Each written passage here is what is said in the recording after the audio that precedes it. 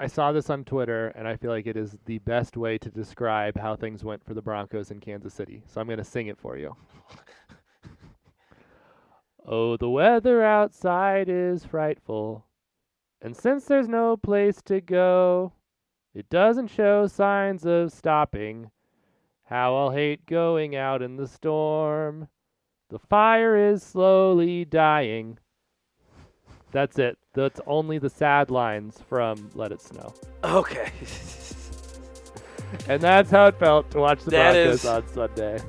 I don't even think it was that merry sounding. Like, that was too melodic to... Well, I was just all like the start of things because there's resolution.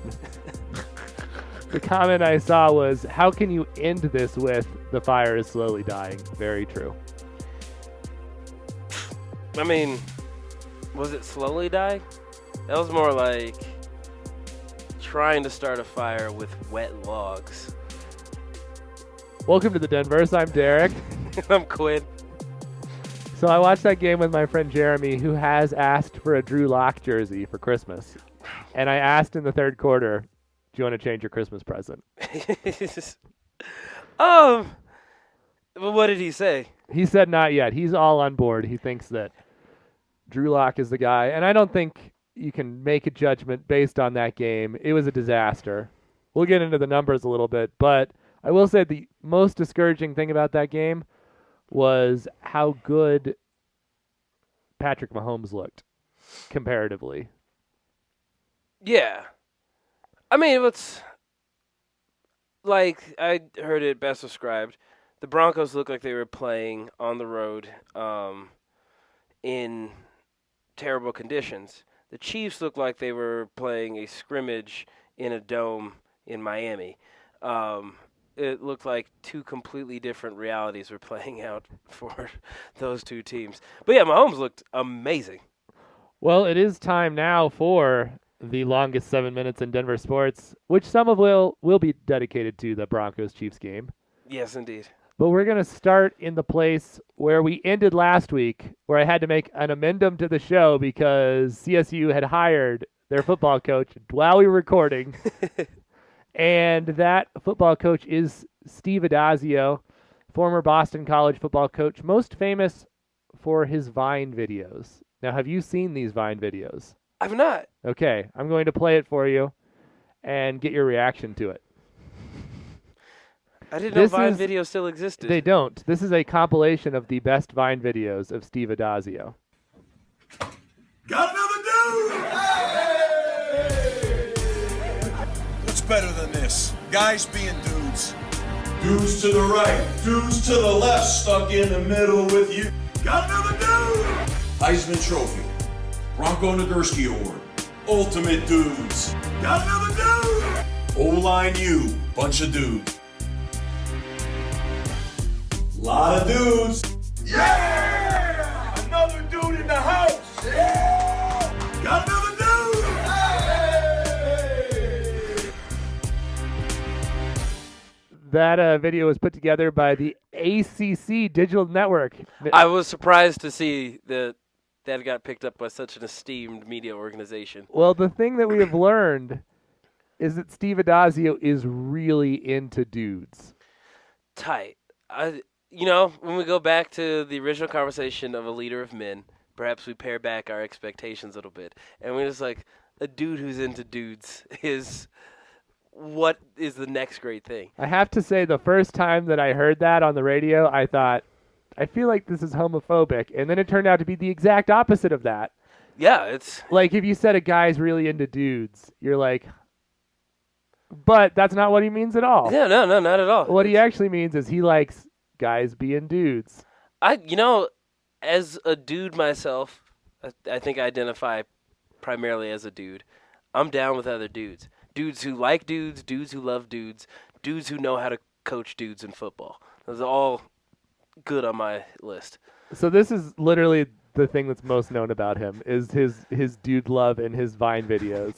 And CSU has completely embraced the dude culture. I think that there were a lot of dude things on Twitter today. It was National Signing Day for Colorado State. Other than that, he is a 500 coach, like exactly 500. He's had some NFL players Some left over from before his tenure, and then some guys that he's recruited. But interesting hire. Wasn't the biggest hire of the week in college football in Colorado, though, because the next day, Northern Colorado stole the show by hiring Ed McCaffrey as their new head football coach. That is so rad.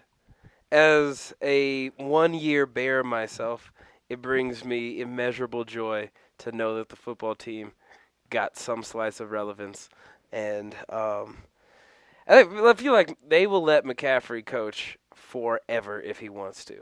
Well, just saying we have an NFL almost Hall of Famer on our roster is enough. Is he a Ring of Famer? Yeah, he's a Ring of Famer and Super Bowl champion, and he went to Stanford. Two-time Super Bowl champion. Creator of, at one point, NFL MVP candidate. His Christian. His son? I was like, I don't think Ed. All right, I mean, that's one hell of a resume. And I'm sure there has to be. Does he have another kid in the pipeline yet? They do. He's a quarterback. I think he tried to go to Alabama, maybe Nebraska. He's on the bench at Michigan, or was anyway. But he wasn't getting playing time, so no. maybe. He's never. Yeah, maybe UNC is where he's gonna finally get to play a snap. Bro, I mean, it won't be good for his professional career if that's what he's angling towards. Yeah, because both the other kids, the other McCaffrey was a receiver in the NFL for a while. He was like on practice squads. Yeah, mainly. he's a practice squad dude. I mean, which is still really hard. Good on him. Then Christian took most of the talent. Then the other one was like a Valor dude. And I think I might have played him one. No, I didn't. I'm so old. You could have played the first one, maybe.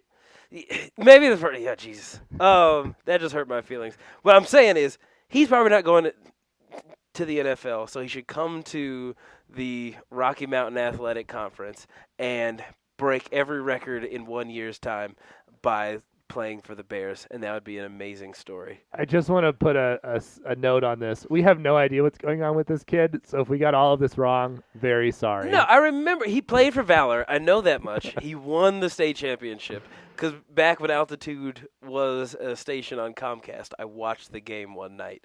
And now I bet you my entire Christmas stocking that he's been on the bench for Michigan the last few years. It does look like he was at one point playing for Michigan this year. So there's a video.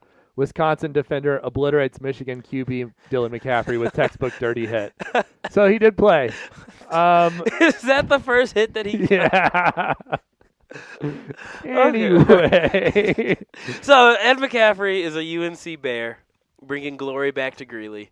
And the irony of this was the Greeley Tribune cut their sports staff the week before this happened. So as of right now, Greeley Tribune has no sports writers to cover the biggest moment in UNC history. Almost biggest moment. The 1 year that I went there, they made it to the NCAA tournament. With Tad Boyle. Was it with Tad Boyle?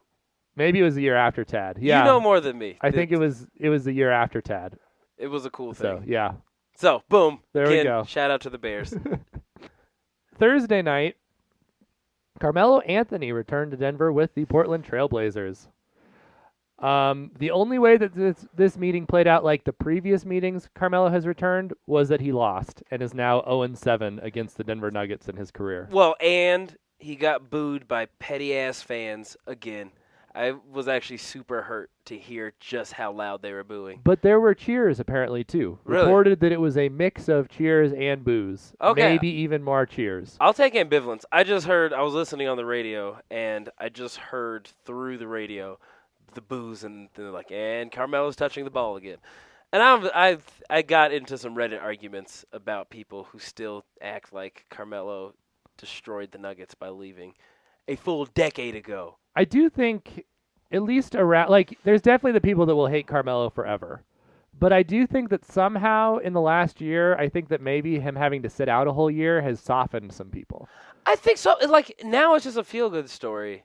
Because, like, most of the people who are booing him, we're at least 25 and older. Because no young Nuggets fans are booing Carmelo Anthony. Because he left a decade ago, you weenies. So it's like, all of us, I think, should be mature enough to have had faced adversity and understand how cool it is to see a dude who was washed up come back. He did say that he appreciated Denver as a city and both an organization that he played for. And when asked where he thought his jersey should be retired, he did say, in Denver, of course.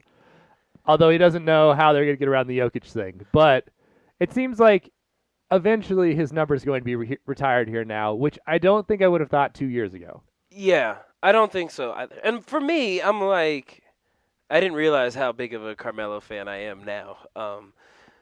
But it just brings back a lot of youthful memories.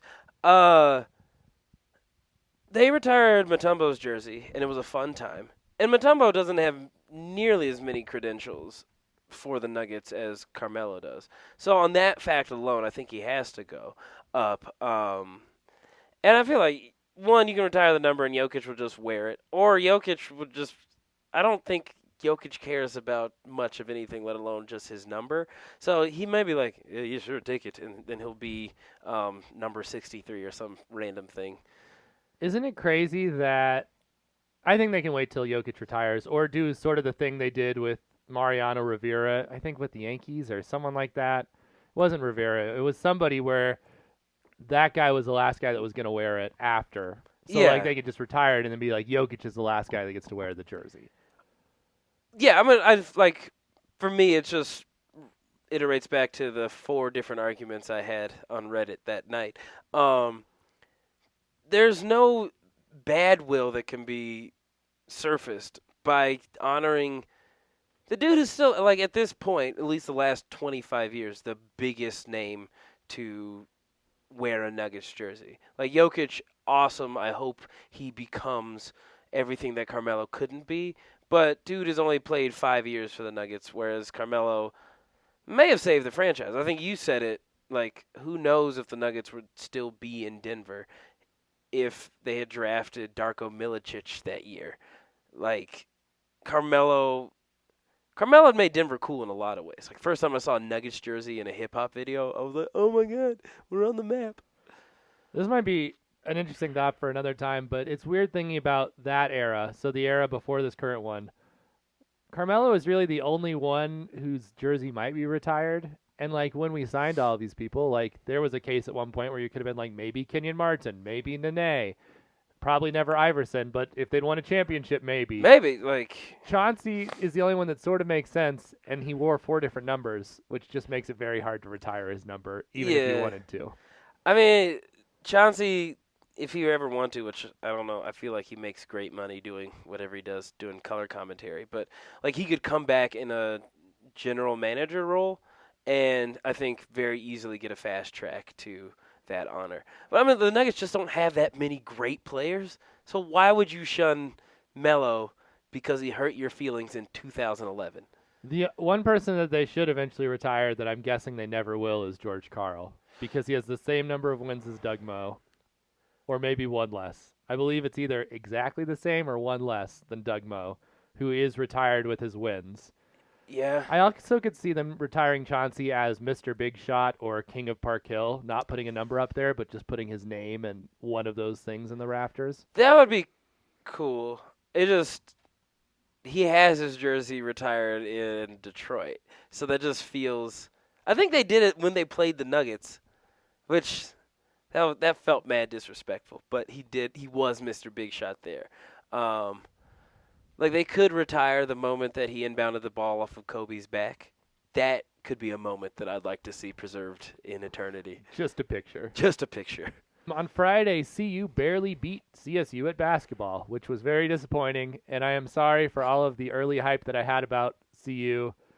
They need to prove that they're a great team again. They've got Texas Prairie View coming up, who I believe made the tournament last year or regular season won their conference the regular season last year. And then they're going to Chicago to play Dayton right before Christmas. Oh, that's a tournament? Yeah, it's just a classic. I think they just call it a hardwood classic game or something. Oh, yeah, CU and Dayton in the Windy City. And Dayton was ranked last I checked. I'm sort of bitter about CU, so I did no research about what's going on. But hopefully they're going to turn it around, and then the day after New Year's, Pac-12 play will start. Cool. Is Pac-12 good this year? They have like 4 good teams, and I think CU is one of those 4 good teams. Although Stanford's playing really well, Really? so which they haven't been good in a long time. So, the Avs knocked off the New Jersey Devils, and 2 days before they defeated the Philadelphia Flyers, both by the score of 3-1. We'll get to some more Avs talk in a minute, but they've sort of been coasting the last couple of weeks. Like both those games, it was like goalie bailed us out. It was Francouz because Grubauer wasn't healthy yet. Good wins, but also haven't seen them put a really good game together in a couple weeks. And Taylor Hall didn't play in Yes, he was that game. held out of that game, which sparked more speculation that he was going to get traded to the Avs. And then the next night, they played the Coyotes, and he was held out, which is where he got traded to. He's now an Arizona Coyote. I didn't know this. Somehow that. Oh. Yeah. So also. Damn, this is a real life. Oh. I could have done more research myself, but I really thought that was still going to be a thing. Yeah. So it's not a thing, and he went to the Western Conference, and really, from what I've seen, and I know nothing about Arizona's prospects, but from people who do know, the Avs could have at least matched what Arizona gave, if not really blown it out of the water. So. Well, I know we have to do other recaps, but holy shit, I'm stunned. I will continue. The Nuggets knocked off the Thunder on Saturday night. After the game, Michael Malone said that Jokic looked fast, to which Jokic responded, "Finally, something athletic and me in the same sentence." Yeah, okay, wait. Boom. Taylor Hall, thank you. I hope you never win in Colorado again. He could come back as a free agent. He's he an unrestricted could, free yeah. agent, so July. Okay, thank you. Yeah, that was one of the more convincing wins the Nuggets have had against OKC, who had at that point had been, I think, a 3-game winning streak and looking more like a competitive team. Gallo's returned to Denver.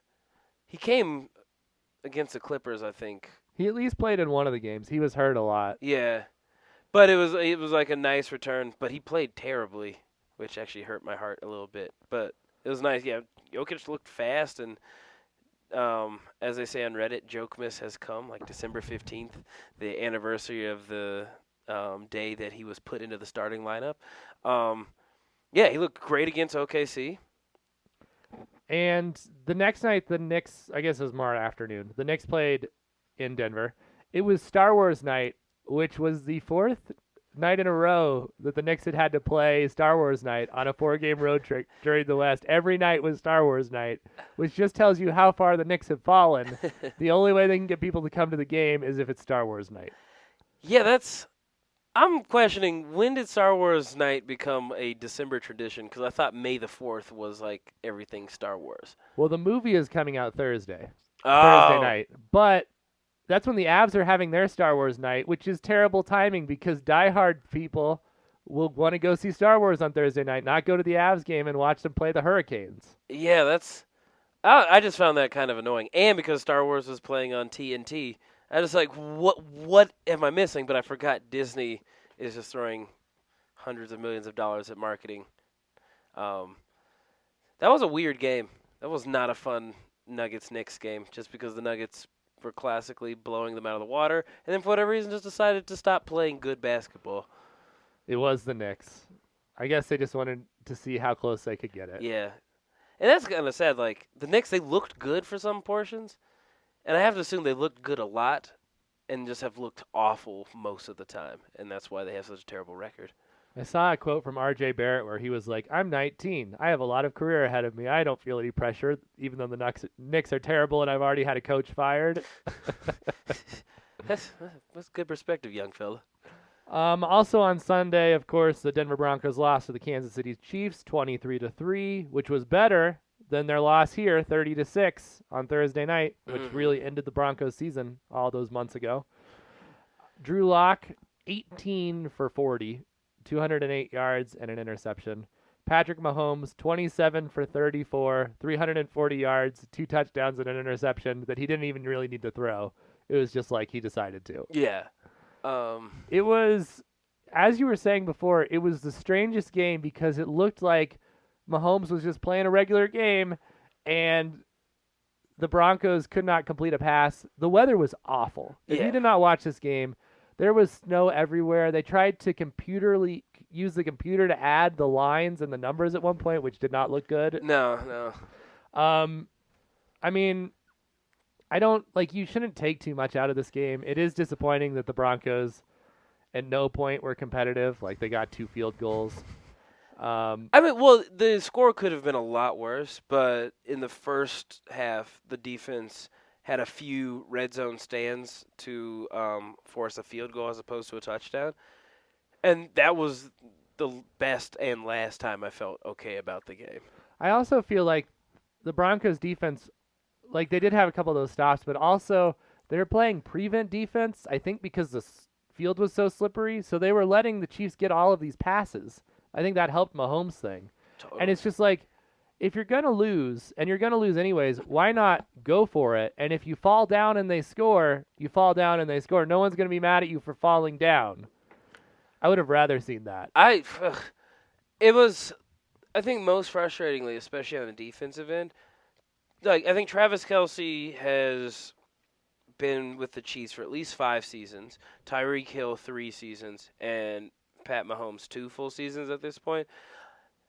And it doesn't look like the Broncos have game plan, drafted, put together a competitive personnel against our division rival. Like, in the Peyton years, every division rival got better at playing the Broncos because they were the team with a target on their backs.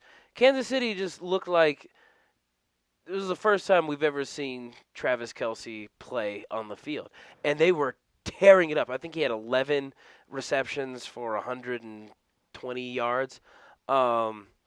Everyone looked slow and completely lost when it came to guarding him. And Chris Harris, I still think we'll find a reason to re-sign him because there's just no way they're going to find a better corner.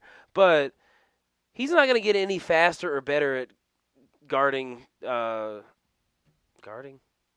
That's a right. That's the right thing. Yeah. It's a corner. Yes.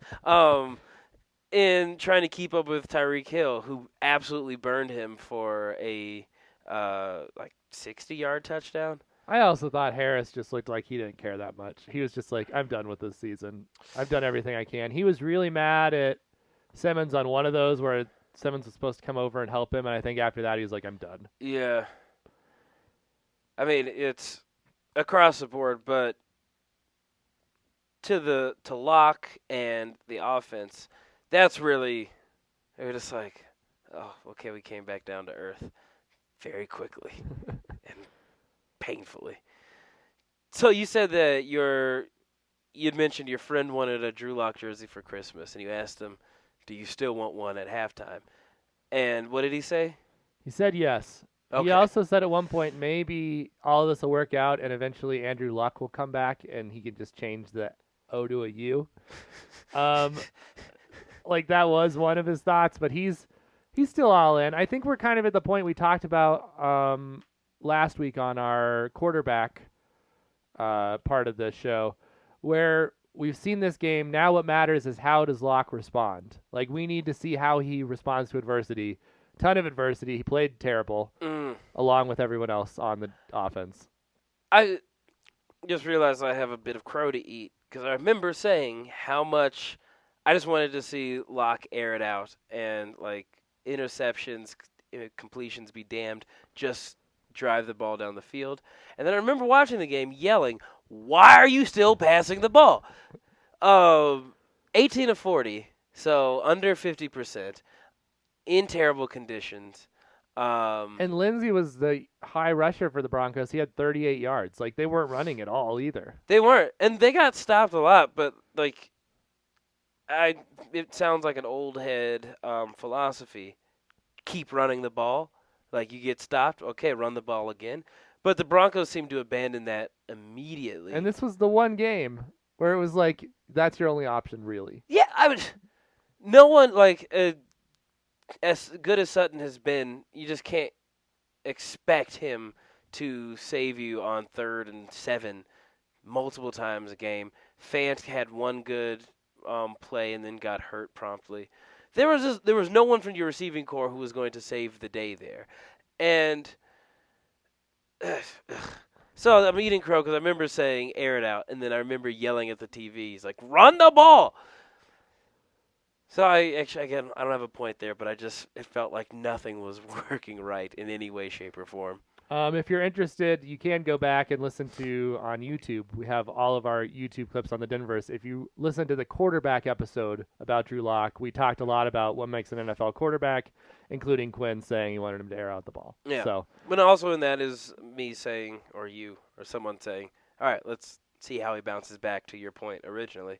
We're playing the Lions on Sunday. Yeah, and the Broncos, I think, have like a 2/3 chance to win that game. And then they're going to play the Oakland Raiders in their last game as the Oakland Raiders. And I have a great quote here. So the Raiders had their last game at the Oakland Coliseum. They lost, and the fans threw trash on the field. Yeah, they did. They lost to the Jaguars. Stay classy, Oakland. And everyone's new favorite quarterback, Gardner Minshew, after the game said this. Saw more middle fingers today than I have in my whole life. But they have a good time, man, and it was fun to ruin that for them. Which was my favorite. I feel like we were all robbed of really getting to know Gardner Minshew in college because he just played 1 year at Washington State. The rest of it was Eastern Carolina and I think a community college because of, I'm guessing his grades weren't great given the rest of his personality. But he's my favorite. He's exactly the quarterback that Jacksonville should have. Yeah. And it's weird that was the last game at the Oakland Coliseum. There will be no more games on a baseball diamond ever again in the NFL. Well, except for baseball games for a little while, I think. What? You said there'll be no more games. There's still going to be the A's are still going to play there. Oh, yeah. No, I said in the NFL. There'll be no more baseball diamonds. I had already dialed up that response before you finished your sentence. Oakland, it's funny because I hate the Oakland owners and I hate when fan bases lose their teams, especially because it's hard to find a city that has more effectively plastered their personality on over top a team.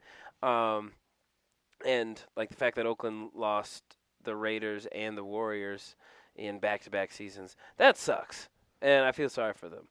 But I've also lived my whole life hating the Oakland Raiders, so And I mean, if any city was going to easily take on their persona, it's Vegas. It'll be fine.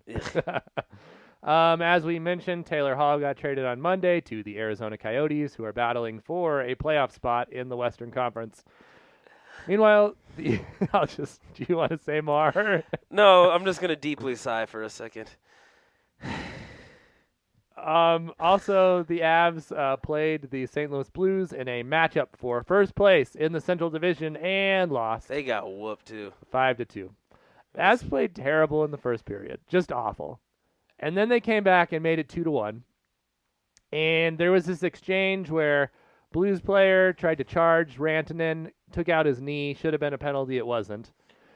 McKinnon went to go argue with the guy who done it. He got punched in the face, no penalty. 20 seconds later, Ian Cole high sticks a guy, gets a 4-minute penalty. The Avs give up 2 goals, go down 3-2, go on to lose 5-2. That's, the diehards and even the casuals in hockey are never going to advocate for taking away the fighting. But yeah, you try to go talk shit, in basketball and football now. Dudes chest bump, and it's blah, blah, blah, blah, and everyone knows a punch isn't going to get thrown. Yeah. So for someone to so clearly just punch your best player in the face and there's no repercussions, in any other league, people would be yelling that's assault, that's assault. And it sucked because I was listening on the radio and they were up 2-1, and then I had to go into Starbucks. I came out and I was like, what happened? Right. And the double minor just killed them because they lost both. In the double minor, one of them expires, so if you score in the first 2 minutes, you still get 2 more minutes. And so that's what happened. Wow. So the Avs have back-to-backs. While recording this, they'll play Chicago. Hopefully they win that game. And then Carolina on Thursday night. Question. Do Avs fans hate Ryan Riley as much as Nuggets fans still hate Carmelo? It's complicated. That's my favorite type of answer. So, way back during the last lockout, Ryan O'Reilly was holding out for a contract. This was before Sakic was the GM. To spite him, the Avs gave the captaincy to Gabe Landeskog. And then That's petty. there's this whole, and O'Reilly was clearly the favorite to be the captain at that point. At least we thought he was. There's this thing with restricted free agencies where teams can match. The Flames matched in the second week of the season, so the Avs had to give him a contract that was much bigger than Duchesne's contract.